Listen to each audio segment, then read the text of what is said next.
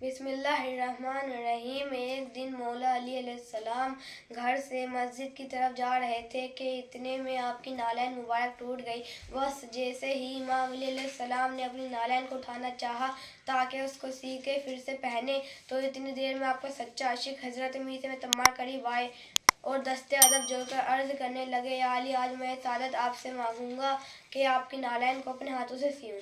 इमाम अली अलैहिस्सलाम ने फरमाया, ए मीसम, पूरी ज़िंदगी इस अली ने अपने हाथों से अपनी नालैन को सिया है, आज भी ये काम मुझे ही करने दो। जब मीसम तम्मार ने बार बार इसरार किया तो आपने इजाज़त दे दी, लेकिन जैसे ही मीसम तम्मार इमाम अली अलैहिस्सलाम की नालैन अपने हाथों में उठाते हैं तो ज़ारो कतार रोता है। इमाम अली अलैहिस्सलाम फरमाते हैं, ए मीसम, रो क्यों रहे हो? मीसम तम्मार रो रो कर अर्ज़ करते हैं, या अली, आप मौलाए कायनात हैं, वक्त के खलीफा हैं, लेकिन आपकी नालैन इतनी जगहों से टूटी हुई है, मैं परेशान हो गया हूँ कि किस किस जगहों से इस टूटी हुई नालैन को बनाऊँ।